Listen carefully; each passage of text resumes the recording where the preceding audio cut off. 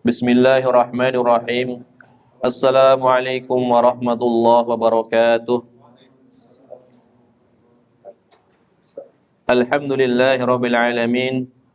Wa asyhadu an la ilaha illallah wahdahu la syarika lah. Wa asyhadu anna Muhammadan abduhu wa rasuluh. Sallallahu wasallam alaihi wa ala alihi wa sahbihi wa man ihtada bihadihi wastanna bisunnatihi ila yaumiddin, amma ba'd. Kaum muslimin dan muslimat yang semoga dirahmati oleh Allah Subhanahu wa taala, kita lanjutkan kajian Bulughul Maram. Insyaallah taala kita akan membahas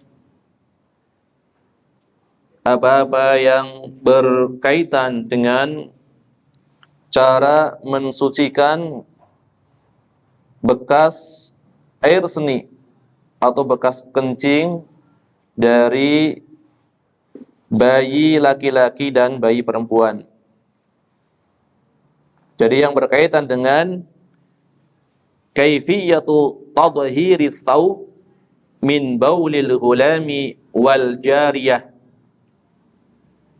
Bagaimana cara mensucikan pakaian apabila terkena kencing dari bayi laki-laki dan bayi perempuan. Qala al-mu'allifu rahimahullahu ta'ala, penulis rahimahullahu ta'ala, Al-Hafidh Ibnu Hajar, beliau mengatakan, wa an Abi Samhi radhiyallahu anhu qala, dan dari Abu Samh radhiyallahu anhu, beliau mengatakan, qala an-nabiy sallallahu alaihi wasallam yuksalu min baulil jariyah wa yurashu min baulil ghulam. Nabi sallallahu alaihi wasallam bersabda, bekas kencing dari bayi perempuan harus dicuci, dan bekas kencing dari bayi laki-laki cukup dipersiki dengan air atau disiram dengan air. Jadi nanti ada makna ar-rasyu atau an-nadhu, maknanya bisa menyiramkan dengan air atau memercikannya. Itu berbeda dengan mencuci. Karena dipercikan atau disiram itu tidak mengharuskan ada tetesan air dari kain tersebut, atau tidak mengharuskan kain tersebut harus diperas, tetapi cukup diratakan dengan air, itu disiram atau dipercikan. Ini adalah diterjemahkan secara literal atau secara bahasanya. Adapun maksudnya adalah, makna dari hadis ini adalah cara mensucikan pakaian atau benda yang terkena kencing dari bayi perempuan adalah harus dengan dicuci bayi perempuan. Dan cara mensucikan pakaian atau benda yang terkena kencing dari bayi laki-laki, maka cukup diperciki dengan air atau disiram. Jadi ada perbedaan ya, tata cara membersihkan najis dari kencing bayi perempuan dan dari kencing bayi laki-laki. Akhrajahu Abu Dawud. Hadis ini diriwayatkan atau dikeluarkan oleh Imam Abu Dawud. Wan Nasaiyu, diriwayatkan pula oleh Imam An-Nasai. Wa sahahahu Al-Hakim. Hadis ini disahihkan oleh Imam Al-Hakim di dalam kitab Al-Mustadrak. Di dalam kitab Al-Mustadrak. Ini adalah ya makna hadisnya secara ringkas. Adapun ucapan Al-Hafidz Ibnu Hajar Al-Asqalani wa an Abi Samah radhiyallahu anhu, dan aku meriwayatkan pula dari Abu Samah radhiyallahu anhu. Adapun Abu Samah, beliau adalah maula Rasulullah sallallahu alaihi wasallam. Maula berarti apa? Mantan budak. Mantan budak disebut sebagai maula. Tuan yang memerdekakannya juga disebut sebagai maula juga. Jadi dari sisi budaknya disebut maula, dari sisi tuannya yang memerdekakan juga disebut sebagai maula. Ini adalah pendapat yang banyak dipilih oleh para ulama. Beliau adalah maula Rasulullah sallallahu alaihi wasallam. Wa yuqalu lahu, tetapi ada juga pendapat yang mengatakan beliau bukan maula. Beliau asalnya bukan budak. Tetapi beliau adalah khadimu Rasulillah sallallahu alaihi wasallam, pelayan dari Rasulullah sallallahu alaihi wasallam, sebagaimana Anas bin Malik. Sebagaimana Anas bin Malik. Ya, karena tidak setiap pelayan itu adalah seorang budak. Ya. Kalau budak otomatis menjadi pelayan, tapi tidak setiap pelayan menjadi budak. Jadi ada dua pendapat mengenai keadaan beliau. Apakah beliau pernah menjadi budak, kemudian dimerdekakan, atau dari awalnya beliau adalah seorang yang merdeka, tetapi beliau hanya melayani Rasulullah sallallahu alaihi wasallam. Qila, ya, dikatakan inna ismahu Iyadun. Nama beliau adalah Iyad, ya, Iyad, bukan Iyad, beda. Karena nanti ada istilah yang sering dipakai, Al-Qadi di dalam madzhab Malik. Yang dimaksud adalah Al-Qadi Iyad, ya, menggunakan ain, Iyadun dengan huruf dhad. Kalau ini menggunakan huruf hamzah, Iyadun, dan huruf dal. Namanya adalah Iyad. Dikatakan rawa 'anin nabiyyi sallallahu alaihi wasallam haditsan wahidan. Beliau hanya meriwayatkan dari Nabi sallallahu alaihi wasallam satu hadis, yaitu hadis ini. Walaupun nanti ada yang menyangka beliau meriwayatkan dua hadis. Insya Allah nanti akan diterangkan.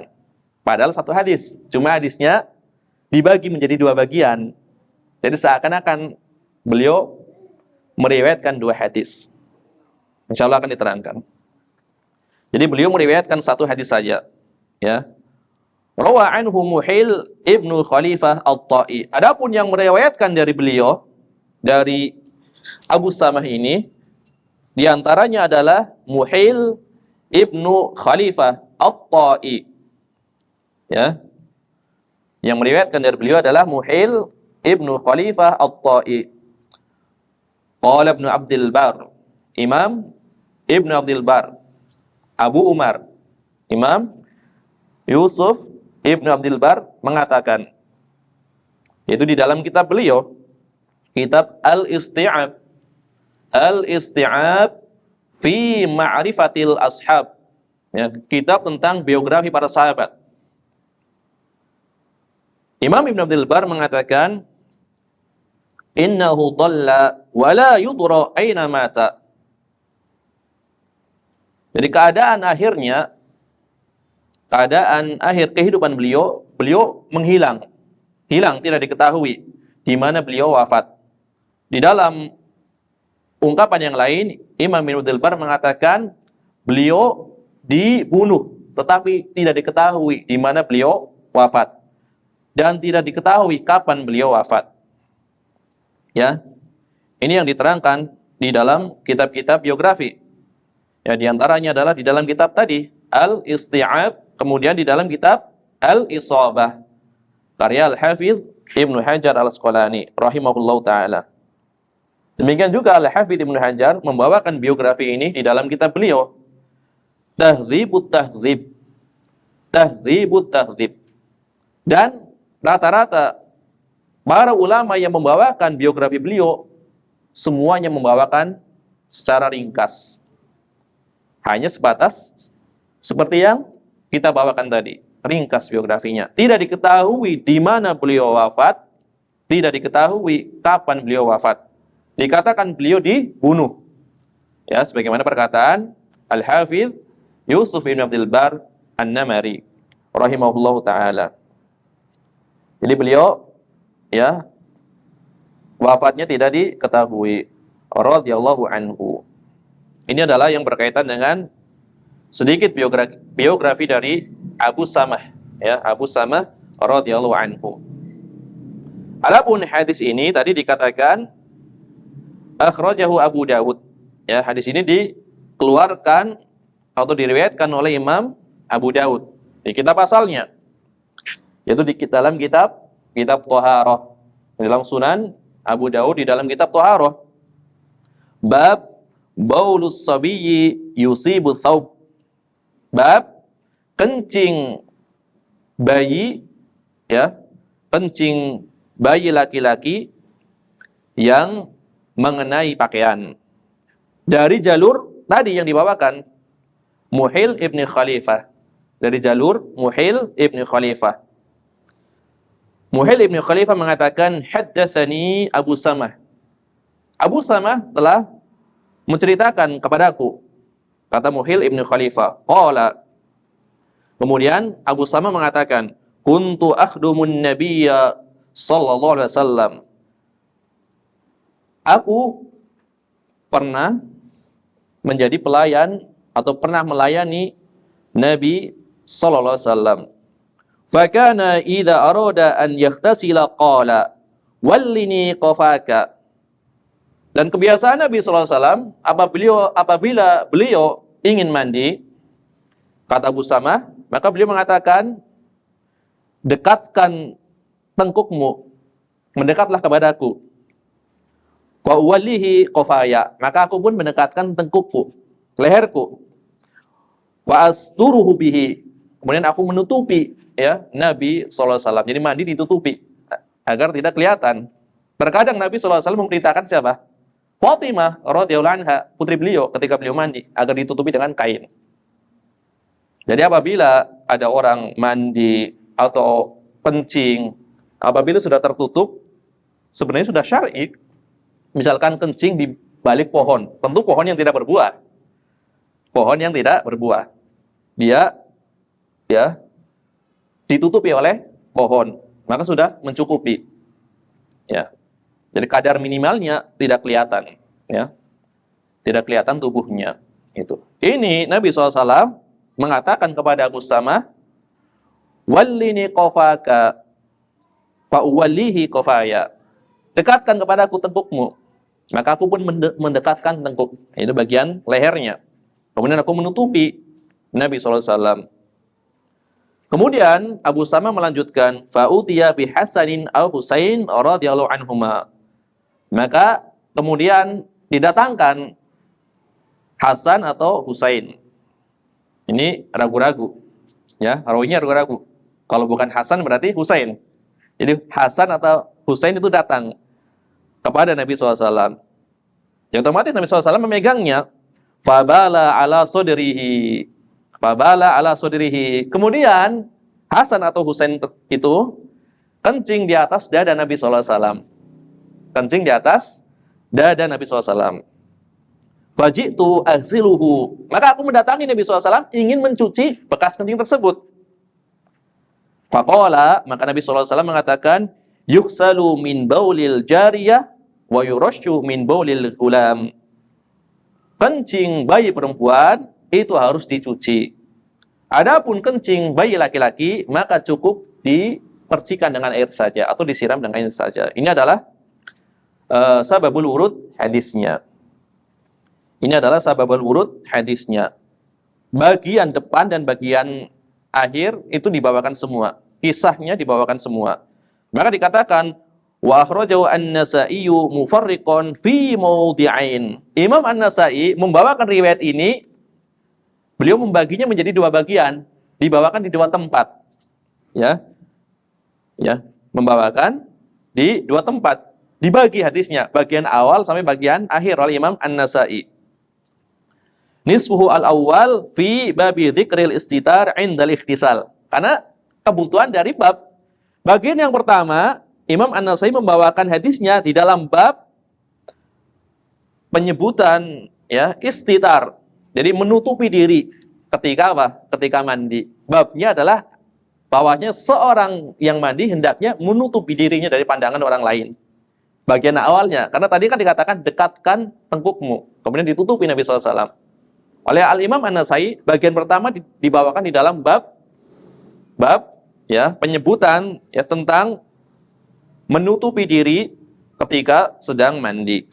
Ini bagian awalnya. Wanisuhu ats-tsani, bagian yang kedua, bagian akhirnya, fi babi baulil jariyah, di dalam bab kencing bayi perempuan. Ini adalah yang dibawakan oleh Al-Imam An-Nasai. Dibawakan di dua tempat. Maka sebagian ulama menyangka bahwasannya Abu Samah memiliki dua hadis atau dua riwayat dari Nabi Sallallahu Alaihi Wasallam. Padahal cuma satu riwayat. Cuma cara membawakannya itu dibagi, bagian awal dan bagian akhirnya. Maka dikatakan wa innama huma haditsun wahidun bi isnadin wahidin. Dua bagian tadi sebenarnya adalah satu hadis dengan satu sanad, ya. Farraqahun Nasaiyu kama dzakarul Hafidz fi Tahdzib fi tarjamati Abi Samah, ya. Ya, farraqahu An-Nasaiyu. Imam An-Nasai membaginya sebagaimana disebutkan oleh Al-Hafidz Ibnu Hajar di dalam Tahdzibut Tahdzib ketika membahas biografi dari Abu Samah. Jadi disangka oleh sebagian ulama beliau memiliki dua hadis atau dua riwayat. Padahal satu hadis yang dibagi di dalam dua bab, ya, karena kebutuhan bab tersebut. Maka beliau bawakan bagian awal, kemudian bagian akhirnya. Ini adalah yang berkaitan dengan riwayat dari Imam An-Nasai rahimahullah ta'ala. Tadi dikatakan hadis ini disahihkan oleh Imam Al-Hakim. Maka dikatakan wa akhraja aidon al-Hakim nisfahu ats-tsani wa sahahahu. Bagian yang terakhir tadi yang berkaitan dengan mencuci kencing bayi perempuan dan bayi laki-laki dibawakan oleh Imam Al-Hakim. Jadi Imam Al-Hakim membawakan bagian akhirnya yang berkaitan dengan cara mensucikan pakaian atau tempat yang terkena kencing bayi perempuan maupun laki-laki. Kemudian Imam Al-Hakim mensahihkannya. Ketika dikatakan oleh Imam Al-Hakim, maka yang dimaksud adalah beliau meriwayatkan di dalam kitab Al-Mustadrak. Apa itu kitab Al-Mustadrak? Kitab Al-Mustadrak adalah kitab hadis yang di dalamnya dibawakan hadis sesuai dengan syarat dari Syekhon. Ya. Syaratnya Syekhon, siapa Syekhon? Imam Al-Bukhari dan Muslim atau salah satu di antara keduanya. Terkadang menggunakan syaratnya Imam Bukhari, terkadang membawakan syaratnya Imam Muslim, terkadang membawakan dua-duanya. Tetapi Imam Al-Bukhari dan Muslim tidak mengeluarkan riwayat ini atau tidak membawakan hadis ini di dalam kitab sahih keduanya, tapi sesuai dengan syaratnya. Ada kalanya penisbatan bahwasanya hadis tersebut sesuai dengan syarat Bukhari dan Muslim itu disepakati oleh ulama yang lainnya. Maka yang terkenal ya meneliti apakah benar yang beliau bawakan sesuai dengan syarat Bukhari dan Muslim atau tidak adalah Al-Imam Az-Zahabi rahimahullah ta'ala. Maka dikatakan kalau Imam Az-Zahabi sepakat, maka dikatakan wa wafaqahu Az-Zahabiyyu. Imam Az-Zahabi menyepakati apa yang dikatakan oleh Imam Al-Hakim di dalam kitab Al-Mustadraknya. Jadi kalau dikatakan telah disepakati oleh Imam Az-Zahabi, maka riwayatnya adalah riwayat yang sahih, riwayat yang sahih, ya. Secara umum para ulama ketika Imam Az-Zahabi mengatakan atau para ulama mengatakan Imam Az-Zahabi telah menyepakati riwayatnya, secara umum riwayatnya adalah riwayat yang sahih. Walaupun nanti ada beberapa, 1-2 riwayat yang dikatakan oleh Imam Adzabi sahih, ternyata ulama yang lain mengatakan dhaif. Tapi kebanyakannya adalah riwayat yang sahih. Ini adalah di dalam kitab Al-Mustadrak. Al-Mustadrak 'ala Sahihain. Jadi apa-apa hadis-hadis yang dibawakan sesuai dengan syarat keduanya, tetapi keduanya tidak membawakan di dalam kitab sahih keduanya, yaitu Imam Al-Bukhari dan Muslim. Kemudian berkaitan dengan riwayat ini, Imam Al-Baihaqi juga menukil dari Imam Al-Bukhari. Padahal Imam Al-Bukhari tidak meriwayatkan hadis ini. Tetapi ada nukilan. Imam Al-Bukhari mengatakan, hadithu Abi Samah, hadza hadithun hasanun. Kata Imam Al-Bukhari, hadisnya Abu Samah ini adalah hadis yang hasan. Jadi tidak semua riwayat yang sahih, apalagi yang hasan, itu dimasukkan di dalam kitab Sahih Al-Bukhari. Maka kita sering mendengar, ya, atau sering membaca, bagi yang suka membaca kitab Jami' At-Tirmidzi atau Sunan At-Tirmidzi, maka sering ada komentar dari Imam At-Tirmidzi. Imam At-Tirmidzi mengatakan di ujung hadis, Sa'altu Muhammadan, aku bertanya kepada Muhammad bin Ismail, maksudnya Imam Bukhari, guru beliau. Maka Imam Al-Bukhari mengatakan hadisnya sahih. Padahal beliau nggak membawakan di dalam kitab sahihnya. Cuma nukilan ucapan beliau dinukil oleh para murid-muridnya, di antara Imam At-Tirmidzi. Imam Al-Bukhari mensahihkannya, tetapi tidak memasukkan di dalam kitab sahihnya karena tidak sesuai dengan syarat beliau. Syarat Imam Al-Bukhari sangat ketat. Sangat ketat. Jadi beliau mensyaratkan harus benar-benar diketahui antara rawi satu dengan yang lainnya ada pertemuan. Harus benar-benar diketahui ada pertemuan. Adapun Imam Muslim lebih longgar. Yang penting mereka sezaman. Kalau sezaman berarti memungkinkan ada ketemuan, meskipun tidak bisa dipastikan pasti bertemu. Tapi kalau sezaman memungkinkan adanya pertemuan. Ini adalah ketatnya syarat dari Imam Al-Bukhari, maka hadisnya lebih sahih, dari segi sanadnya lebih sahih. Meskipun ya Imam Al-Bukhari dikatakan sangat ketat, tetapi ada yang lebih ketat lagi di dalam masalah persahihan hadis, yaitu Imam Ahmad bin Hanbal. Imam Ahmad bin Hanbal lebih ketat lagi dari Imam Al-Bukhari. Padahal di dalam kitab Musnad hadisnya campur, ada yang sahih, ada yang hasan, ada yang dhaif, bahkan maudhu atau palsu. Tetapi khusus untuk hadis sahihnya, syaratnya lebih ketat dari Imam Al-Bukhari. Karena Imam Ahmad di dalam musnadnya tidak membawakan seluruh hadis sahih, tetapi hadis yang memang sering dipakai, ya, digunakan sebagai hujjah atau dalil oleh para ulama, atau hadis-hadis yang populer. Jadi bukan beliau tidak mampu membuat seluruh hadis sahih, ya, bukan beliau tidak mampu membuat sebuah kitab yang mengumpulkan seluruh hadis sahih. Beliau mampu, tetapi maksud beliau membawakan musnad adalah hadis-hadis itu adalah hadis yang biasa digunakan, ya, sebagai hujjah oleh para ulama, meskipun nanti kedudukannya ada yang sahih, ada yang hasan ataupun yang dhaif.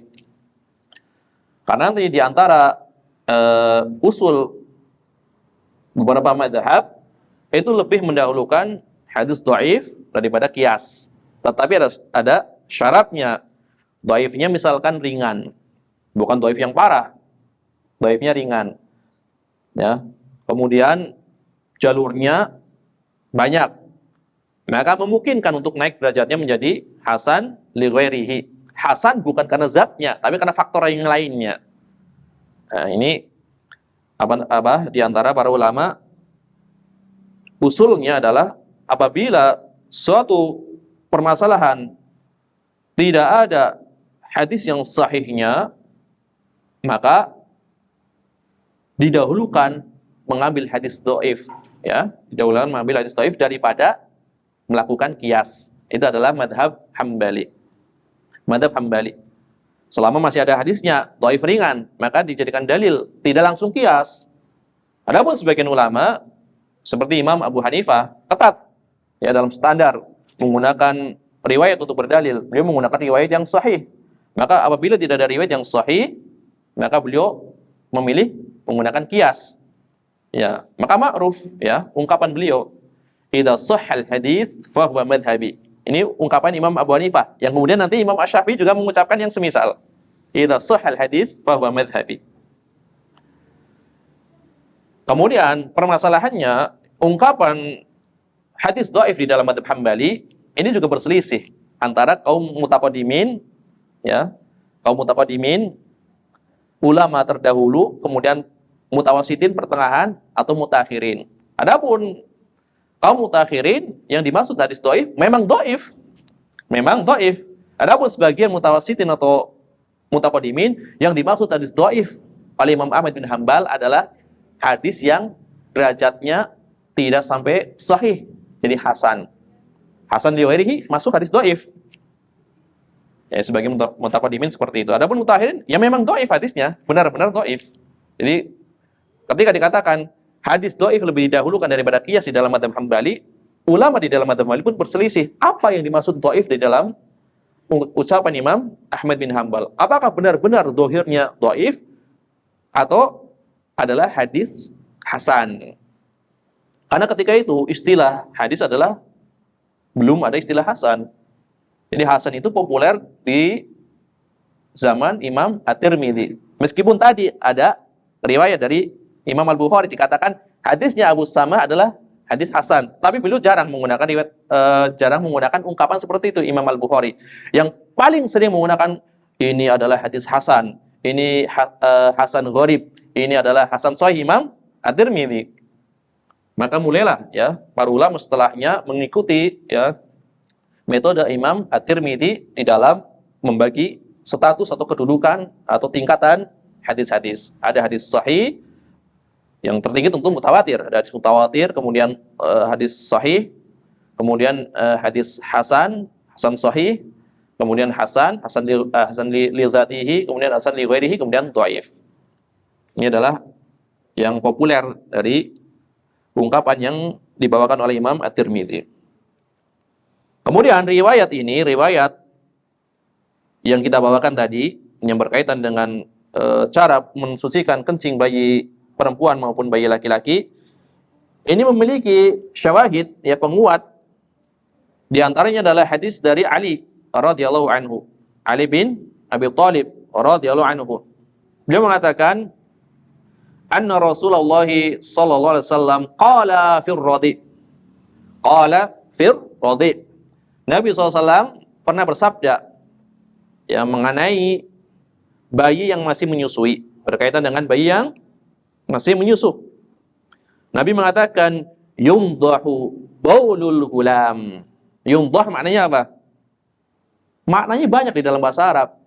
Maknanya bisa menyiram. Jadi kencing bayi laki-laki disiram. Maknanya bisa diperciki. Maknanya bisa dicuci. Tergantung konteksnya. Jadi an-nadhah bisa dicuci. Maknanya adalah al-ghuslu.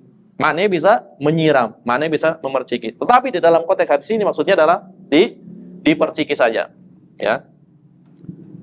Diperciki saja. Yumdahu baulul hulam.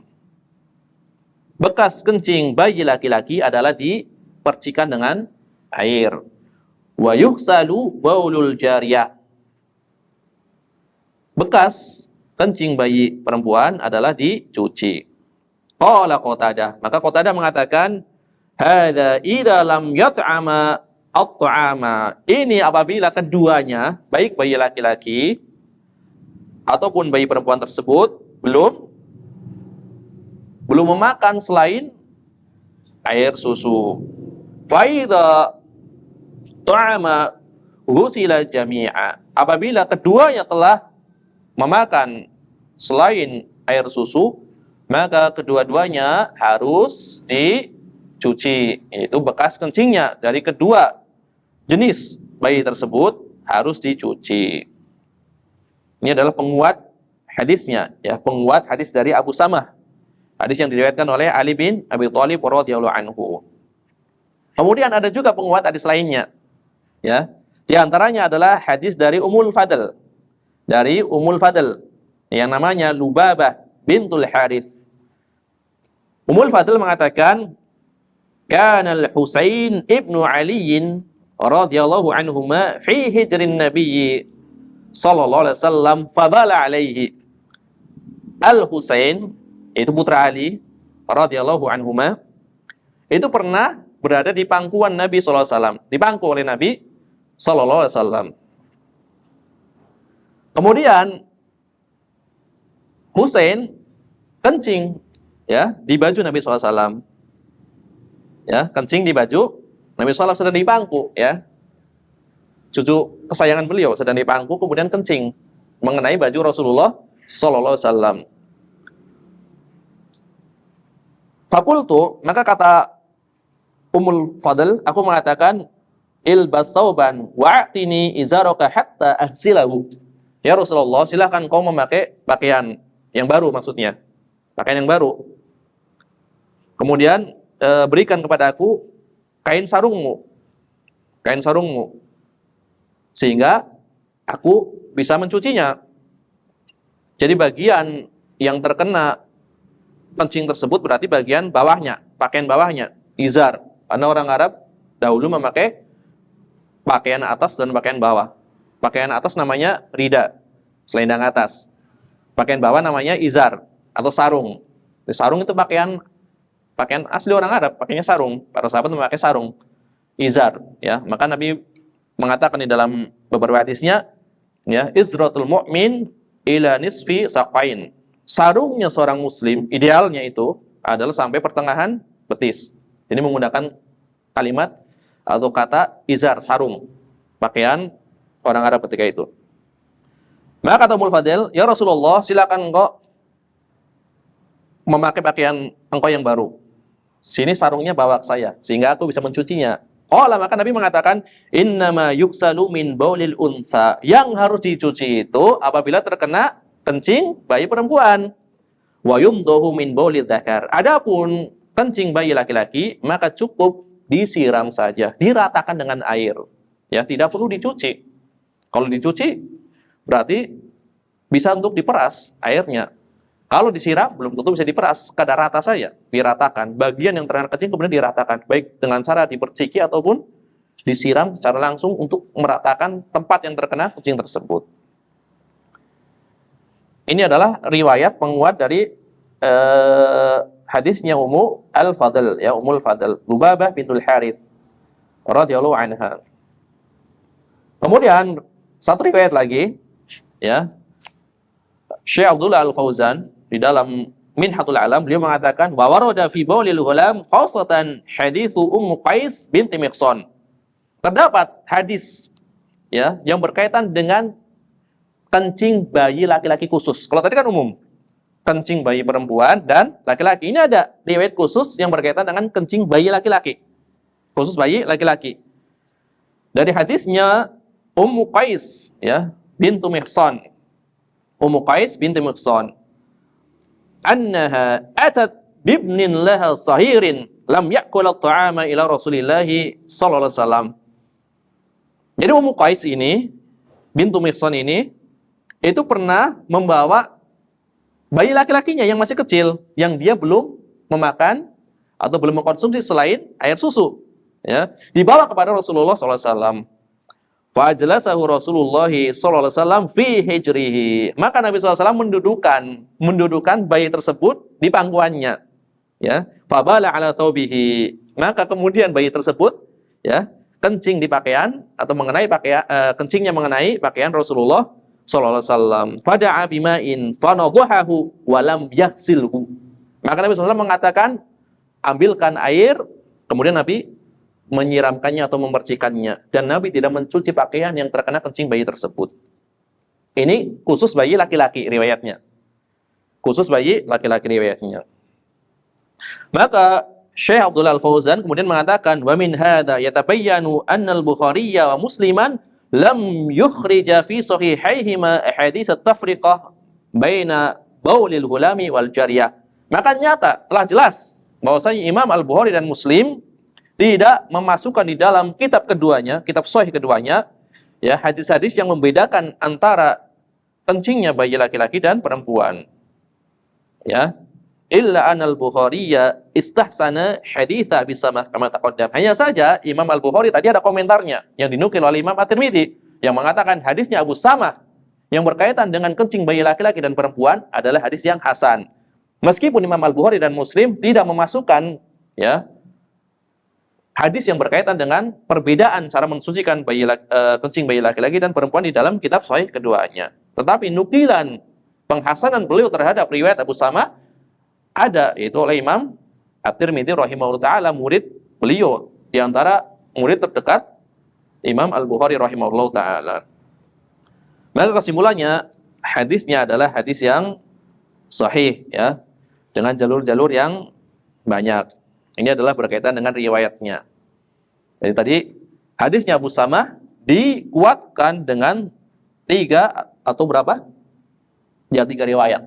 3 riwayat penguat, ya. Riwayat dari Ali bin Abi Thalib radhiyallahu anhu, kemudian riwayat dari Ummul Fadl, kemudian riwayat dari Ummu Qais binti Mihsan, ya.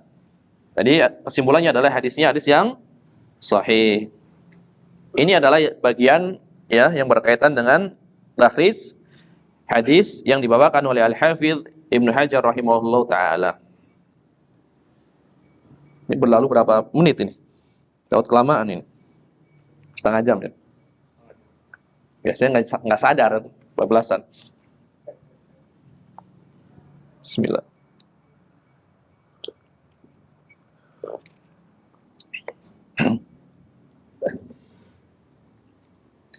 Adapun ucapan Abu Samah tadi katakan al-jariyah.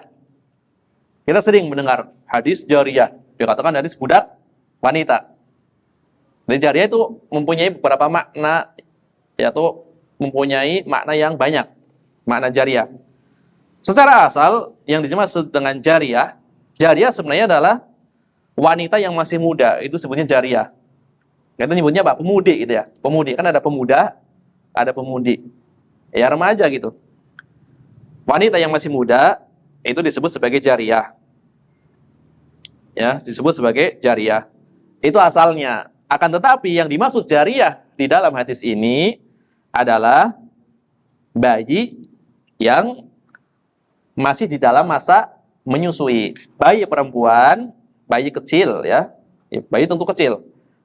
Bayi perempuan yang masih dalam masa menyusui, yang dimaksud jariyah di dalam hadis ini. Tetapi asal jariyah adalah wanita yang masih muda, itu jariyah. Bisa juga digunakan sebagai istilah untuk menyebut budak, budak wanita. Nabi SAW pernah bertanya kepada jariyahnya siapa? Jariyahnya Muawiyah Ibn al-Hakam. Ibn al-Hakam. Ya, ketika itu karena menurut Muawiyah bin Al-Hakam budak yang melakukan kesalahan maka dipukul, ditampar atau dipukul. Akhirnya beliau menyesal. Kemudian beliau ingin membebaskan budak tersebut. Maka Nabi SAW mengatakan uji dulu, ya. Maka Nabi SAW pun mengujinya. Kemudian Nabi bertanya kepada jariyah tersebut, ya, Aina Allah, ya, di mana Allah? Kemudian budak tersebut menjawab, fis sama, Allah adalah ada di langit, ya. Fis sama, Allah ada di langit. Ini jawaban dari budak wanita, menjawab sesuai dengan fitrahnya. Allah adalah tinggi, ya, tinggi di atas, di langit. Ini jawaban sesuai fitrah. Kemudian Nabi melanjutkan, siapa aku? Maka dijawab, engkau adalah Rasulullah. Maka Nabi mengatakan, bebaskan dia karena dia seorang wanita yang beriman. Ya, seorang wanita yang beriman.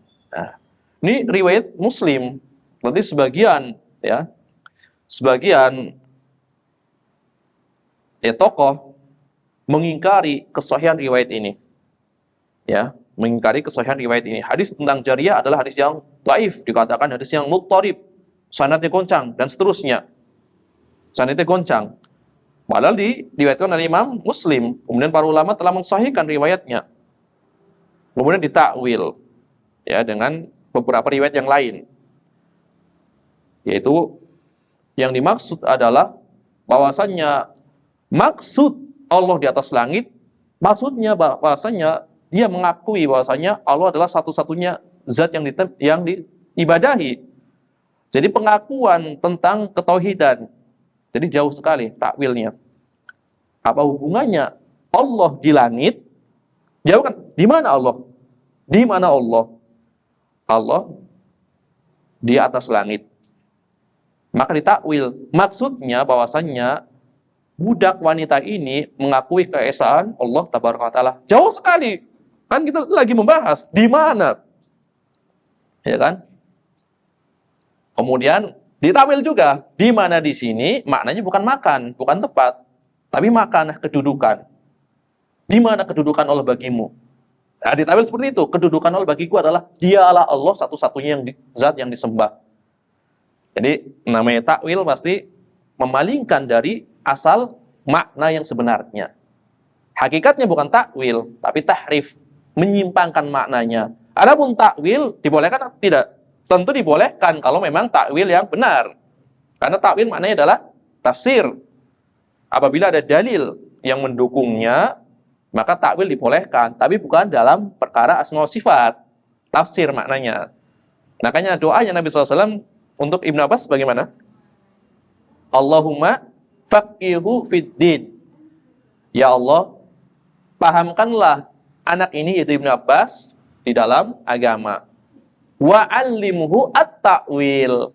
Ajarilah takwil. Jadi takwil apa maknanya? Tafsir yang menyingkap makna dari Al-Qur'an. Maka beliau menjadi mufassir. Turjumanul Qur'an, ya. Orang yang paling pandai di zaman beliau, ya, di dalam tafsir Al-Qur'an. Ini takwil maknanya tafsir. Ini makna yang benar. Adapun takwil yang dimaksud oleh sebagian, ya, orang-orang yang terpengaruh Jahmiyah ataupun Mu'tazilah, itu hakikatnya bukan takwil, tetapi tahrif. Tapi tahrif, ya, menyimpangkan maknanya, menyimpangkan maknanya. Adapun takwil yang benar tentu dibolehkan. Takwil yang benar yang maknanya tafsir. Kitabnya Imam At-Tabari, Imam Ibnu Jarir At-Tabari, nama kitabnya apa? Tafsirnya yang besar itu. Jami'ul Bayan an ta'wili ayil Qur'an. Jami'ul Bayan an ta'wili ayil Qur'an. Kumpulan keterangan, ya, tentang takwil-takwil dari ayat-ayat Al-Qur'an. Maksudnya apa? Tafsir. Maksudnya tafsir. Ya. Ya. Ini adalah diantara istilah yang sebenarnya istilah itu adalah istilah yang benar apabila ditempatkan pada tempatnya yang sebenarnya tentunya. Ya. Adapun takwil-takwil kaum Mu'tazilah ataupun Jahmiyah itu adalah pada hakikatnya adalah memalingkan dari makna sebenarnya, yaitu tahrif. Ini dari Jariyah jadi panjang membahas akidah. Jariyah. Hadis Al-Jariyah. Ya. Budak wanita. Di sini Jariyah adalah bayi perempuan yang masih menyusu. Kalau di Malaysia apa? Seorang disebutnya apa? Budak apa istilahnya kalau di Malaysia? Anak itu ya? Anak ya? Ya. Semua anak. Anak kecil atau anak dewasa? Umum berarti anak itu. Budak itu anak itu di Malaysia. Ya. Ya, jamaah rahimanillah wa iyyakum. Jadi jariyah di sini maknanya adalah bayi perempuan yang berada pada masa masih menyusui, ya. Yang masih menyusu. Belum memakan atau belum diberikan asupan gizi selain dari air susu. Tetapi bukan berarti tidak pernah memakan selain air susu, bukan berarti seperti itu. Ya tentu, misalkan bayi baru lahir, diteknik menggunakan apa? Kurma. Terkadang sakit, meminum obat atau sirup. Yang dimaksud belum memakan, itu makanan itu bukan dijadikan konsumsi utamanya. Gizinya diambil dari makanan tersebut. Bukan, tapi sesekali sakit, minum sirup, kemudian minum madu, diberi kurma, itu tidak masalah, tidak mengeluarkan dari keadaan bayi tersebut, masih mengkonsumsi air susu saja. Maksudnya adalah bukan berarti tidak pernah kemasukan makanan selain susu sama sekali, bukan. Maksudnya air susu tersebut menjadi asupan utamanya. asupan utamanya. Adapun yang dimaksud telah memakan makanan selain air susu, apabila bayi tersebut memang mempunyai keinginan bersyahwat, memiliki nafsu untuk makan. Jadi keinginan bayi tersebut untuk makan selain air susu. Adapun kalau bukan karena keinginannya, karena sebab yang lain, sakit atau yang lainnya, maka tidak termasuk atau tidak digolongkan telah memakan atau mengkonsumsi selain air susu. Kemudian ucapan Abu Sama, wa yurashu. Yurashu. Yurashu artinya diperciki atau disiram, ya. Jadi tempat yang terkena kencing, baju, celana, pakaian, sarung dan semisalnya, apabila terkena kencing, itu kita menyiramkan atau meratakan saja dengan air tanpa dicuci. Kalau sudah rata, entah dengan cara diperciki, entah dengan cara disiram, maka itu sudah mencukupi. Tanpa perlu diperas. Tanpa perlu diperas. Ya. Tadi dengan berbagai riwayat. Di sini riwayatnya yurashu. Disiramkan. Disiramkan. Di riwayat lain yumdahu. Yang yumdahu maknanya sangat banyak. Bisa mencuci malah. Tetapi maksudnya adalah bukan mencuci di sini. Maksudnya tetap menyiramkan ataupun memerciki. Ya, riwayat yang tadi, hadisnya Ummu Qais, fada'a bima'in, maka Nabi meminta dibawakan air. Fanadhahu ala thawbihi walam yahsilhu. Maka Nabi memercikan kepada atau ke baju yang terkena kencing tersebut dan beliau tidak mencucinya.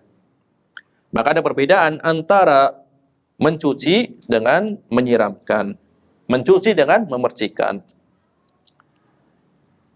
Adapun memercikan tidak disyaratkan air itu menetes, tidak disyaratkan. Yang penting cukup diperbanyak airnya sampai menyeluruh sehingga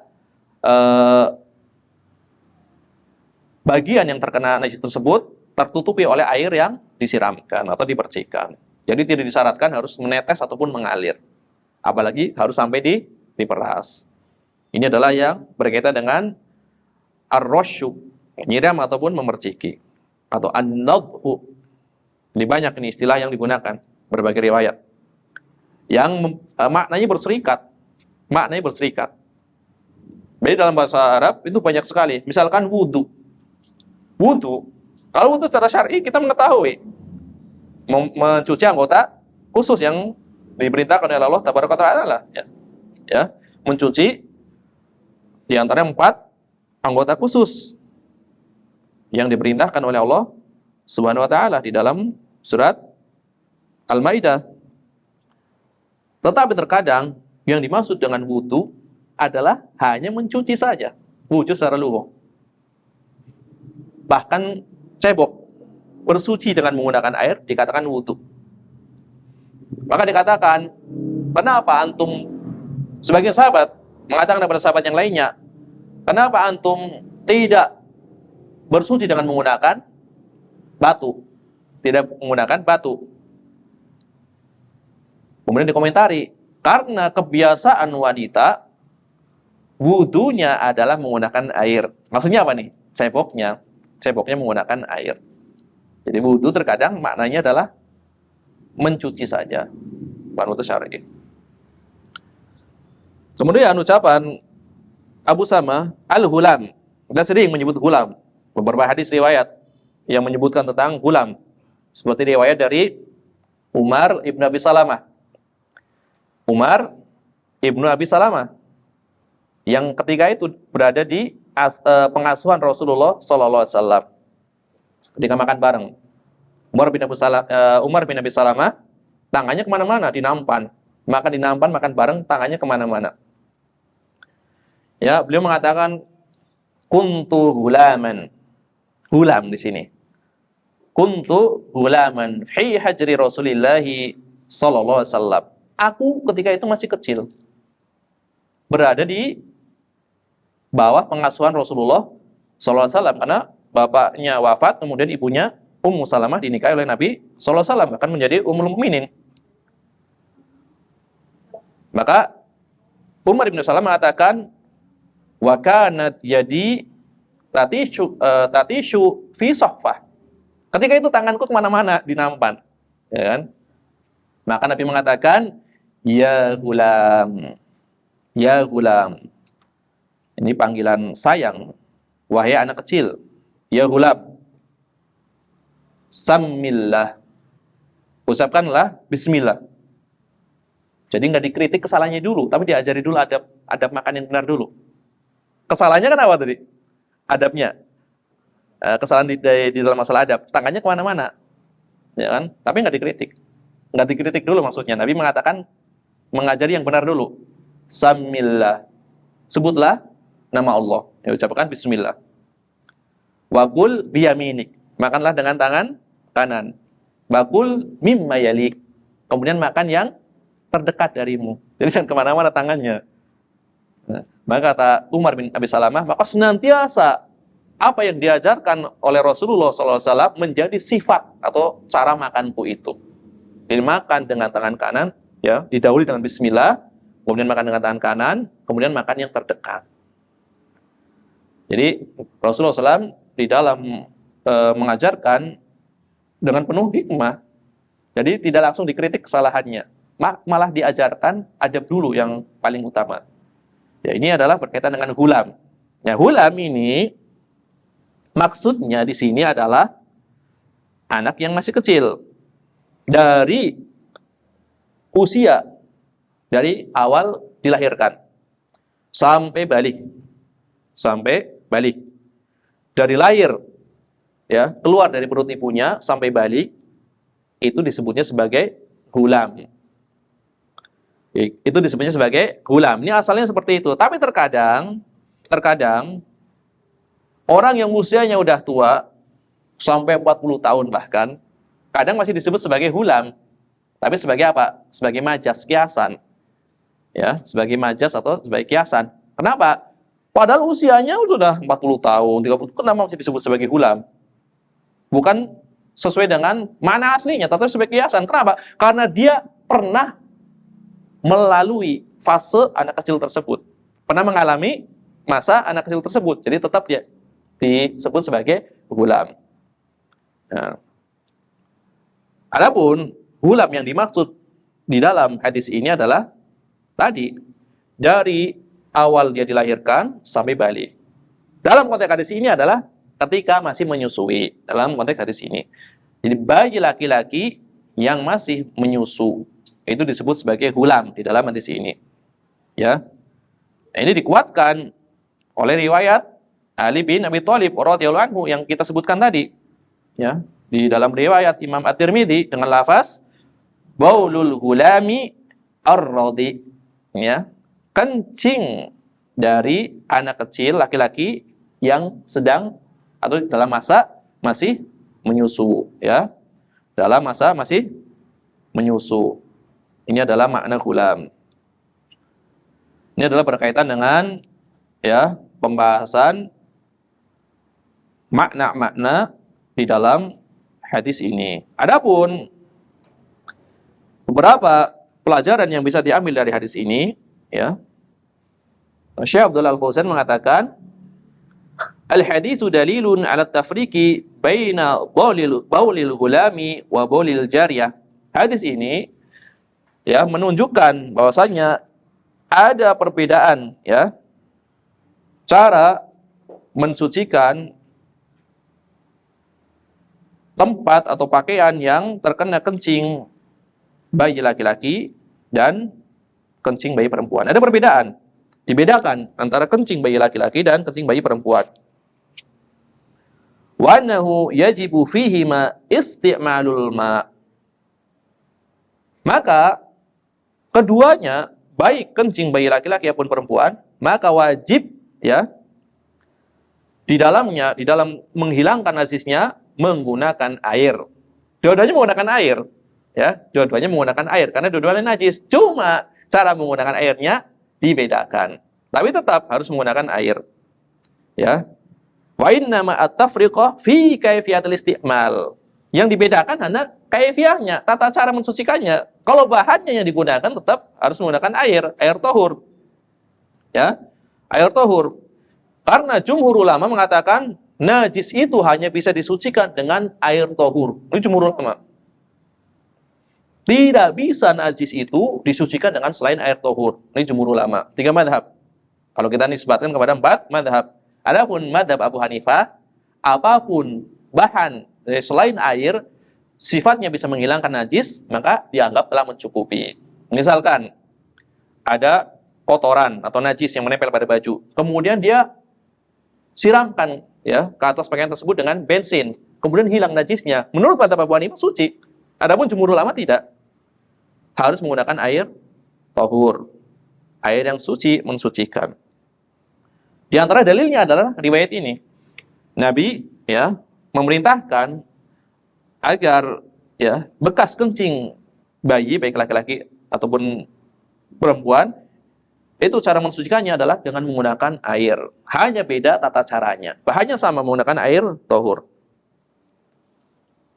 Kemudian Syekh rahimahullah melanjutkan wa huwa anna baulal ghulami yakfi rashuhu bil ma'i rasyan ya'umu makanal baul. Adapun bayi laki-laki maka cukup ya dengan menyiramkan air atau memercikan air sampai dia rata ya mengenai bekas kencing tersebut, diratakan ya dengan menggunakan air. Cukup disiram atau dipercikan sampai rata. Wala yahtaju ila ghuslin wala asrin, maka tidak dibutuhkan mencucinya apalagi sampai memerasnya. Ya, tidak dibutuhkan mencucinya apalagi sampai memerasnya, hanya diratakan, diperbanyak airnya sampai yang menutup seluruh bagian yang terkena kencing tersebut. Ya. Waqad warada fi hadis Ummu Qais, tadi telah datang ya riwayat dari Ummu Qais yang diriwayatkan oleh Imam Muslim. Nabi SAW meminta dibawakan air, kemudian memercikannya. Dan beliau SAW tidak mencucinya. Wa amma baulul jariyah fayuhsalu ka ghairihi. Adapun kencing bayi perempuan maka dicuci sebagaimana najis yang lainnya. Sebagaimana najis yang lainnya. Maka sebelum kita melanjutkan faidah dari hadis ini, di dalam madhab Hambali, maka sebagaimana madhab Asy-Syafi'i, najis ada tingkatannya. Najis ada tingkatannya. Ada najis yang sifatnya ringan, mukhaffafah. Ada najis yang sifatnya berat, mughalladhah. Ada najis yang pertengahan, selain yang ringan dan yang berat, berarti pertengahan sisanya. Adapun najis mukhaffafah di dalam madhab, di antaranya adalah bekas kencing bayi laki-laki dan air madhi. Air madhi di dalam madhab Hambali adalah najis yang ringan. Maka apabila pakaian terkena madhi, itu tidak perlu dicuci. Ya, tidak perlu dicuci, cukup diratakan saja. Misalkan di celana, ya, kita melihat ada madhi, maka cukup ambil misalkan air satu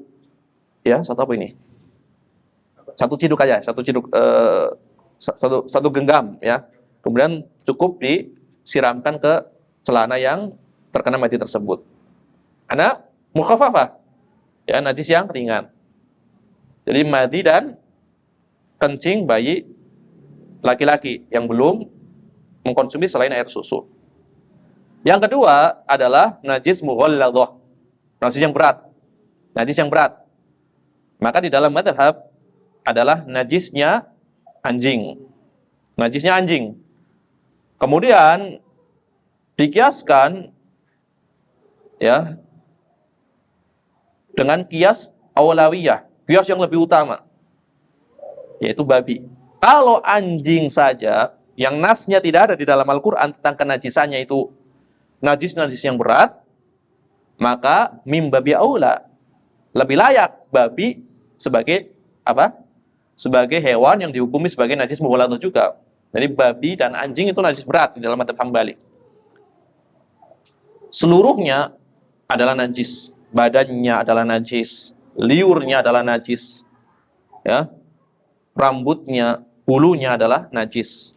Kering maupun basah. Kering maupun basah, apalagi kotorannya, semuanya najis. Itu najis berat. Cara mensucikan di dalam madhab adalah wajib dicuci 7 kali dengan air. Yang pertama adalah dengan tanah. Yang pertama, kenapa dikatakan yang pertama? Ya karena secara makna itu lebih pas. Kalau yang terakhir dengan tanah tentu mengotori, butuh cucian yang ke-8. Walaupun di dalam riwayatnya dulu kita telah terangkan, ya. Ulahunna bit-turab, yang pertama dengan tanah. Riwayat lain, ukhrahunna bit-turab, yang terakhir dengan tanah. Riwayat lain, ihdahunna bit-turab, salah satunya dengan tanah. Riwayat lain, wa'afiruhu atsamina bit-turab, yang ke-8 taburi dengan tanah.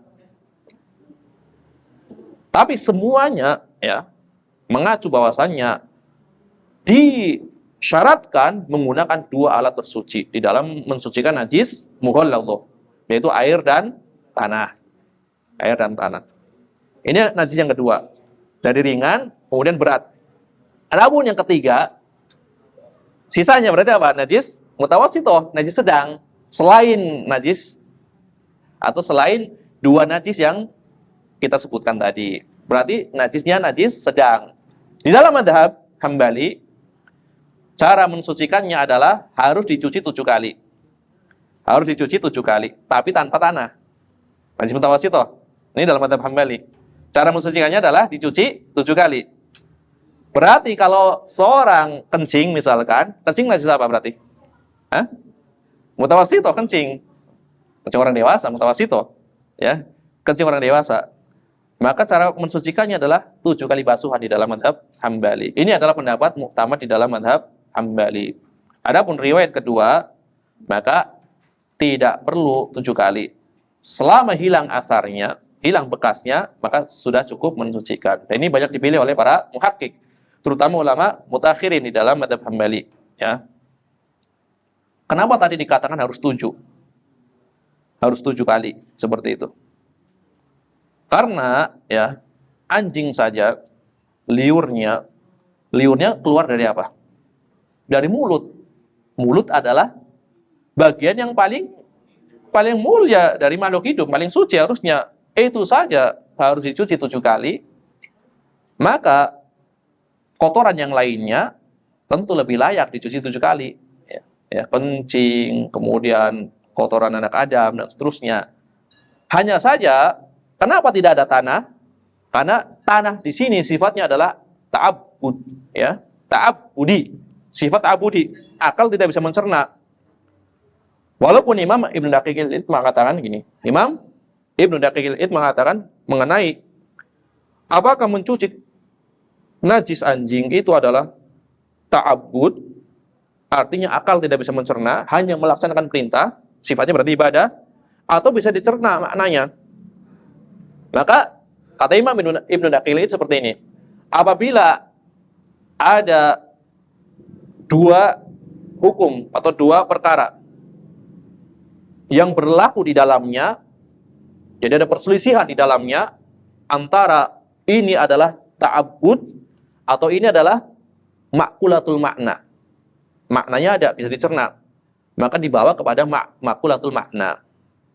Kata Imam Ibnu Daqiqil Id, bukan ta'abbud. Berarti kalau makulatul makna, berarti apa? Berarti benar-benar najis cucinya. Seperti itu. Tetapi perintah menggunakan bilangan 7 kali, itu adalah perintah ta'abbudi. Karena ada bilangan di situ. Jadi tidak mengharuskan, ya, tidak mengharuskan perkara yang sifatnya ta'abbud, yang akal tidak bisa mencerna, tidak mengharuskan. Itu memang dari asalnya adalah ta'abbud. Dari asalnya makulatul makna. Ya, bisa dicerna dengan akal. Cuma sifatnya, cara pensuciannya adalah ta'abbud. Asalnya adalah akal bisa mencerna dalam rangka membersihkan najis. Ini asalnya. Kemudian berlaku ta'abbud karena ada jumlah, ya, karena ada jumlah. Makanya jumlah rakaat salat itu adalah sifatnya ta'abbud. Akal tidak bisa mencerna kenapa zuhur 4 rakaat. Kenapa maghrib 3 rakaat, subuh 2 rakaat? Ya. itu akal tidak bisa mencerna. Jadi intinya di dalam mazhab Hambali bahwasannya najis selain najis mukhaffafah dan mughalladhah adalah harus dicuci 7 kali tapi tanpa tanah. Adapun riwayat kedua maka tidak perlu 7 kali. Dan ini banyak dipilih oleh para ulama mutakhirin, ya, mengikuti pendapat jumhur ulama. Nah, berkaitan dengan yang kita bawakan, berarti di dalam hadis yang kita bawakan tadi ini, di dalamnya terdapat 2 pembahasan, yaitu pembahasan yang berkaitan dengan najis mukhaffafah, yaitu najisnya kencing bayi laki-laki, dan berkaitan dengan najis mutawassithah, ya, kencing bayi perempuan. Maka dikatakan wa amma baulul jariyah fayughsalu ka ghairihi. Maka adapun kencing bayi perempuan maka dicuci sebagaimana najis yang lainnya. Maksudnya najis mutawassithah. Najis mutawassithah, ya. Ini dari tingkatan najisnya. Adapun cara mensucikannya memang hanya disyaratkan menggunakan air tahur di dalam mazhab. Bahan lain tidak bisa mensucikan najis, hanya menggunakan air tahur. Hanya saja kaifiyahnya yang berbeda-beda. Contohnya misalkan ini, ada di dalam mazhab Hambali najis yang bisa disucikan dengan sekali siram, yaitu najis yang menempel di tanah. Maka cukup disiramkan dengan seember air, sebagaimana kisah Arab Badui yang kencing di masjid. Maka Nabi memerintahkan bawakan seember air, siram ke tempat kencing tersebut. Sekali siram itu suci apabila najisnya menempel di tanah. Kemudian najis yang lainnya sebagaimana kita bawakan contohnya tadi, ya, najis anjing dan seterusnya. Atau khusus nanti, ya, najis kotoran anak Adam yang sifatnya cair. Berarti kencingnya ataupun kotoran yang cair. Kan kotoran terkadang padat, terkadang cair. Kencingnya atau bukan kencing, tapi kotoran yang cair. Ketika masuk ke dalam air, itu juga menyebabkan air tersebut najis. Ini khusus, ya, kotoran anak Adam. Jadi sekali masuk ke air, itu langsung menyebabkan airnya najis.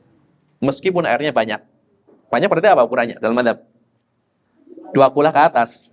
Nah, kalau air sedikit, udah nggak usah dibahas. Ya, berubah atau tidak berubah, langsung najis. Ini air 2 kula ke atas. Kemasukan najisnya anak Adam yang cair, itu menyebabkan air tersebut najis dalam mazhab Hambali. Dalilnya mana? Dalilnya adalah la yabulanna ahadukum fil ma'id daim alladzi la yajri. Janganlah sekali-kali kalian kencing di air yang mengenang, yang tidak mengalir. Bagaimana menjawab hadis innal ma'a tahurun la yunajjisu syai'un. Air itu suci, tidak ada satupun yang membuatnya najis. Ini kan umum. Umum ini telah ditaksis oleh ijma. Karena telah ada ijma sebagaimana dinukil oleh Imam Ibnul Munzir bahwasanya apabila air sedikit maupun banyak kemasukan najis kemudian merubah salah satu dari 3 sifatnya, maka secara ijma air tersebut dihukumi najis. Maka keumuman riwayat air itu suci, tidak ada satupun yang membuatnya najis, ditaksis, dikhususkan dengan ijma. Itu yang pertama. Yang kedua, riwayat dari Abdullah bin Umar yang mengatakan idza kana al-ma'u qullatain lam yahmilil khabas. Apabila air telah mencapai 2 kula, maka tidak membawa najis. Maka yang dimaksud adalah apabila seluruh, ya, najis apapun awalnya dalam mazhab Hambali, seluruh najis apapun apabila masuk ke dalam air yang mencapai 2 kula atau ke atas, itu yang dilihat adalah perubahannya. Kalau tidak berubah, maka tetap suci mensucikan. Kalau berubah, maka menjadi najis. Berarti ini masih umum atau sudah khusus? Dari satu sisi khusus, dari satu sisi umum, ya kan? Mengkhususkan riwayat Abu Sa'id Al-Khudri, air itu tohur, tidak ada satupun yang membuatnya najis, dikhususkan dengan air yang 2 kula. Adapun ketika 2 kula, maka perlu dilihat berubah atau enggak. Adapun ketika airnya kurang dari 2 kula, langsung najis meskipun tidak berubah. Kemudian dikhususkan lagi dengan kencing anak Adam. Dari umum ke khusus dikhususkan lagi. Seluruh najis masuk ke dalam air yang melebihi 2 kula, itu biar dilihat airnya berubah atau tidak. Kalau tidak berubah, maka meskipun kena najis, itu tidak merubah sifat tohuriyahnya, sifat suci mensucikannya. Kecuali kotoran anak Adam yang cair, meskipun tidak berubah, tetap menyebabkan air itu najis. Ini dalam mazhab Hambali. Umum, khusus, dikhususkan lagi. Terus bagaimana solusinya? Agar air tersebut dianggap sebagai air yang tohur, tidak terpengaruh meskipun kemasukan kotoran anak Adam yang cair, maka disyaratkan airnya bukan sekedar banyak, tapi sangat banyak. Jadi ada air qalil, ada air katsir, banyak, ada air yang sangat banyak, air al-mustabhar, sungai atau danau yang luas, itu baru tidak ada pengaruhnya dalam mazhab Hambali. Tetapi sekali lagi, pendapat ini adalah pendapat yang diamalkan oleh mutaqaddimin mazhab Hambali. Adapun mutaakhirin tidak ada yang mengambil pendapat ini, ya.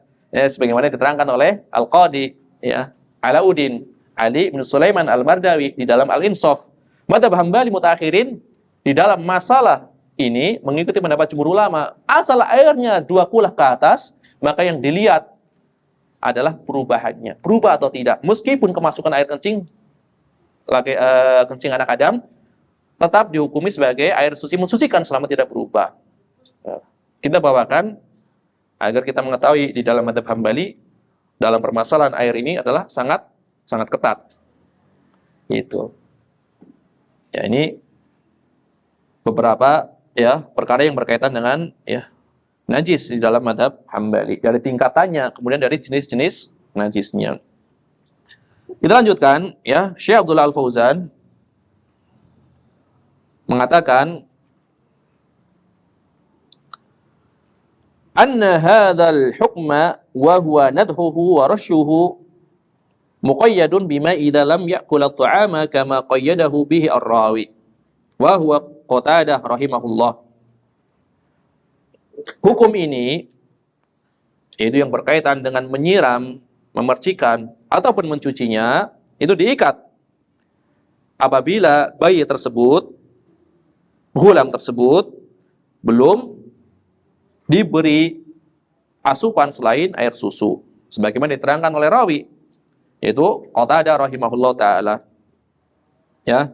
Kemudian di dalam hadis Ummu Qais, lam ya'kul at-ta'am, belum memakan makanan selain air susu. Kemudian di dalam riwayat Muslim dikatakan lam yablugh an ya'kul at-ta'ama, belum sampai pada usia yang dia diharuskan untuk memakan makanan selain air susu. Ya. Adapun maknanya sebagaimana yang telah kita terangkan, bukan berarti sama sekali tidak pernah kemasukan selain air susu, bukan. Tetapi maksudnya makanan tersebut menjadi asupan atau menjadi konsumsi utamanya. Kemudian Syekh Abdullah Al-Fauzan mengatakan, qala Ibnul Qayyim, beliau menukil pendapat atau perkataan Imam Ibnul Qayyim rahimahullah taala, inna tafriqah baina baulil ghulami wal jariyah min mahasinis syari'ah wa tamami hikmatiha wa maslahatiha. Sesungguhnya di dalam pembedaan antara kencing bayi laki-laki dan kencing bayi perempuan, di dalamnya terdapat mahasinus syariah, ya, kesempurnaan syariat, kemudian kesempurnaan hikmahnya dan maslahatnya. Kemudian diterangkan apa, ya, sisi dari bagusnya syariah, kemudian sempurnanya hikmah dari perkara tersebut yang diajarkan oleh Rasulullah SAW, kemudian maslahatnya. Dari sisi apa? Maka Imam Ibnul Qayyim mengatakan, wal farqu baina as-sabiyyi was-sabiyyah min thalathati awjuh. Jadi perbedaan antara bayi laki-laki dan bayi perempuan yang berkaitan dengan kencingnya itu dari 3 sisi. Dari 3 sisi, ya. Kenapa dibedakan? Jadi ada perbedaan ada perbedaan karakter. Perbedaan karakter antara bayi laki-laki dan bayi perempuan yang menyebabkan ketika keduanya kencing dibedakan cara mensucikannya. Ya. Yang pertama, kata Imam Ibnul Qayyim, ya langsung terjemahkan saja, lama nanti kalau baca Arabnya. Karena umumnya bayi laki-laki ya itu lebih sering dibawa ya, lebih sering digendong, lebih sering berinteraksi dengan orang-orang. Karena umumnya bayi laki-laki itu lebih disukai daripada bayi wanita. Jadi ketika ada bayi laki-laki ya, misalkan merasa gemes misalkan, pengen menggendongnya ya dibanding dengan bayi wanita. Jadi lebih disukai ya. Umumnya orang-orang itu lebih menyukai bayi laki-laki daripada bayi wanita. Ini umumnya kayak kata Imam Ibnul Qayyim. Kemudian kencing bayi laki-laki itu tidak turun atau tidak keluar ya dari satu tempat, satu jalur. Ya. Kadang bercabang kencingnya kemana-mana seperti itu. Maka apabila diharuskan untuk mencuci, itu di sini ada masyaqqah. Ya. Jadi jalurnya tidak dari satu tempat, ya. Tidak turun dari satu tempat. Ketika kencing bisa kemana-mana itu bayi laki-laki. Sehingga mudah mencemari ya tempat yang banyak, bukan hanya satu tempat. Tidak fokus pada satu tempat. Ketika keluarnya tidak berada pada satu jalur, ya, bercabang kemana-mana, maka tentu sangat memberatkan apabila harus dicuci. Maka disinilah keindahan syariat. Makanya para ulama mengatakan al-masyaqqatu tajlibu taysir. Kesusahan itu menarik adanya kemudahan, mengharuskan adanya kemudahan. Berbeda dengan kencing bayi perempuan, ya, yang mengalir di satu jalur. Makanya wajar diharuskan untuk dicuci. Kemudian ini dari sisi keluarnya, ya. Kemudian yang ketiga kata Ibnul Qayyim, adapun kencing bayi wanita itu lebih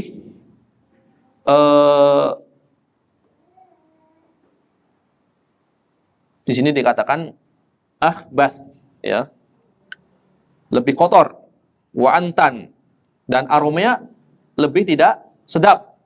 Aromanya lebih tidak sedap dibanding dari kencing bayi laki-laki. Sebabnya apa? Kenapa kencingnya lebih berbau? Kemudian ya sifatnya lebih kotor.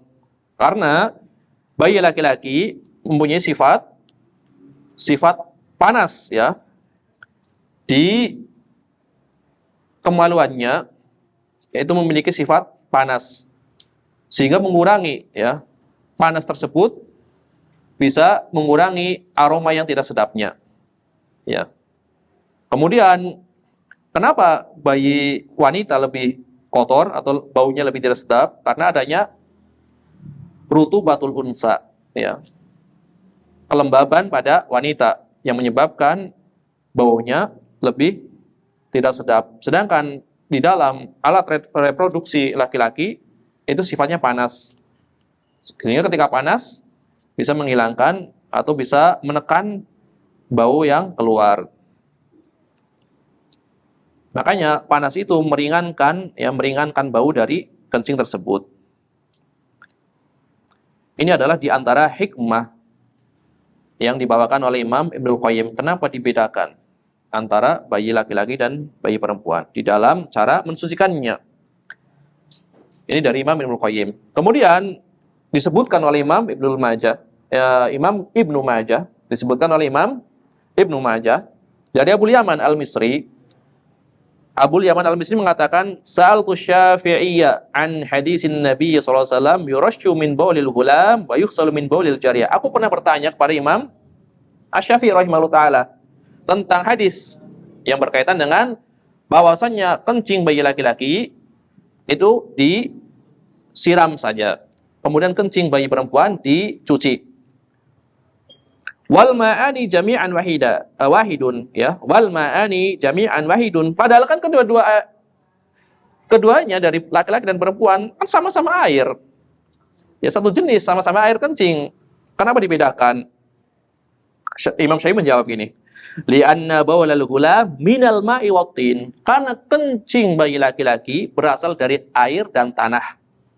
Wa baulul jariyah minal lahmi wad dam. Adapun kencing bayi perempuan berasal dari daging dan darah. Tsumma qala li fahimta? Imam Syafi'i balik nanya kepada dia, kamu paham nggak apa yang saya ucapkan? Paham nggak perkataan saya? Saya mengatakan bayi laki-laki kencingnya itu tadi ya berasal dari air dan tanah, sedangkan bayi wanita berasal dari daging dan darah. Qala, ya. Kemudian dikatakan, apakah engkau ingin aku ajari? Apakah engkau paham? Dia nggak paham, maka dia mengatakan, la, aku tidak paham maksud Anda, aku nggak paham. Kemudian Imam Syafi'i menjelaskan, Innallaha ta'ala lamma khalaqa Adam. Ya. Sesungguhnya Allah Ta'ala ketika menciptakan Adam, khuliqat Hawwa'un min dhil'ihi al-qasir. Ketika Nabi Adam diciptakan, ketika Allah menciptakan Adam, maka Hawa pun diciptakan dari tulang rusuknya yang paling pendek. Bagian mana itu tulang rusuk yang paling pendek? Ya. Jadi ketika Allah menciptakan Nabi Adam alaihissalam, Hawa pun diciptakan dari tulang rusuknya yang paling pendek. Fasara bulul ghulam minal ma'i wattin. Maka dari sini diketahui bahasanya kencing bayi laki-laki berasal dari air dan tanah. Karena manusia diciptakan dari apa? Nah, dari tanah. Ya. Nabi Adam diciptakan dari tanah. Dari air dan tanah. Wasara baulul jariyah minal lahmi wad dam. Maka dari sini diketahui bahwasanya kencing bayi perempuan berasal dari daging dan darah. Kan berasal dari anggota tubuhnya siapa tadi? Nah, Adam alaihissalam. Gitu. Qala li fahimta. Sekarang paham nggak? Kata Imam Syafi'i. Qultu na'am. Ya, sekarang saya baru paham. Oh, itu maksudnya. Ya. Qala li, maka Imam Syafi'i berkata kepadaku. Kata siapa tadi? Kata Abul Yaman Al-Misri. Nafa'akallahu bih. Ya. Semoga Allah memberikan manfaat kepadamu ya dengan apa yang aku ajarkan tadi. Qala Ibnu Mulakin. Imam Ibnu Mulakin, guru dari Al-Hafidz Ibnu Hajar, ya, ulama mazhab Syafi'i mengatakan wa hadza azizun hasanun la ya'dilu anhu ila ghairihi. Ya. Ini adalah suatu ungkapan yang bagus, ya, yang hendaknya kita tidak perlu berpaling dari selain ucapan beliau itu Imam Asy-Syafi'i. Wal ajab anna ashabana ay asy-Syafi'iyah ahmalu dzalika fi kutubihim wa huwa qaulu imamihim. Yang menakjubkan, kata Imam Ibnul Mulakin, para pengikut mazhab Syafi'i, ashab, para sahabat kami, yaitu pengikut mazhab Syafi'i, mereka melupakan ucapan Imam Syafi'i di kitab-kitab mereka. Mereka lupa dengan ungkapan Imam Syafi'i ini di kitab-kitab mereka. Padahal ini adalah ucapan imam mereka, itu Imam Asy-Syafi'i rahimahullah ta'ala. Jadi ucapan Imam Asy-Syafi'i tadi, ya, itu dibawakan oleh Imam Ibnu Majah di dalam kitab sunannya, Sunan Ibnu Majah. Kemudian, ya, dua perkara lagi, karena mau zuhur. Di sini disebutkan laisa fi tajwizin nadhi min baulil ghulam dalilun ala taharatihi. Di dalam hadis ini, yaitu di dalam perintah Nabi SAW menyiramkan atau memercikan air atas sesuatu yang terkena kencing bayi laki-laki, tidak menunjukkan bahwasannya kencing tersebut adalah suci, tidak menunjukkan sucinya, ya. Bal huwa najisun. Bahkan itu adalah sesuatu yang najis. Walakinnahu min ajli takhfif fi izalatihi. Tetapi kenapa tidak dicuci? Karena dalam rangka meringankan. Dalam rangka meringankan. Di dalam menghilangkan najis tersebut, ya. Qala an-Nawawi, Imam Nawawi mengatakan wa qad naqala ba'du ashabina al-ijma' 'ala najasatihi. Sebagian sahabat kami menukil adanya ijma tentang najisnya. walaupun tidak ada ijma. Tapi kata Imam Nawawi, sebagian pengikut mazhab Syafi'i menukil tentang najisnya kencing bayi laki-laki. Wa annahu lam yukhalif fihi illa Dawud al-Dhahiri. Tidak ada yang menyelisihi klaim ijma ini, ya, kata Imam An-Nawawi, kecuali dari Imam Dawud al-Dhahiri. Mazhab Dhahiri mengingkari, ya, mazhab Dhahiri mengingkari tidak ada ijma dalam masalah ini. Jadi suci bayi laki-laki kencingnya yang masih menyusu menurut mazhab Dhahiri. Kemudian ya, yang terakhir, al-hadisu yadullu bimafhumihi, ya. Al-hadisu yadullu bimafhumihi ala anna 'adirat as-sahir yastawi fiha al-ghulam wal jariyah wa la budda fiha min al-ghusli tabaqiyatin najasa. Mafhum, ya, pemahaman yang tersirat dari hadis ini menunjukkan bahwasannya kotoran bayi laki-laki, berarti kan kencing, kotorannya, baik kotoran bayi laki-laki dan wanita, itu hukumnya sama sebagaimana najis yang lainnya. Karena yang dibedakan tadi apa? Hanya kencingnya. Adapun kotorannya, maka sama-sama najis, ya, najis mutawassithah sebagaimana najis yang lainnya. Ya, karena keadaannya sama. Jadi yang dibedakan adalah kencingnya, ya. Kencingnya keluar dari hukum asal, ya. Wallahu a'lam. Pas sekali dengan bunyinya. Pelajaran terakhir, alhamdulillah, ya. Subhanakallahumma wa bihamdika asyhadu an la ilaha illa anta astaghfiruka wa atubu ilaik. Wassallallahu wasallam ala nabiyyina Muhammad wa ala alihi wa sahbihi ajma'in. Wa akhiru da'wana alhamdulillahi rabbil alamin.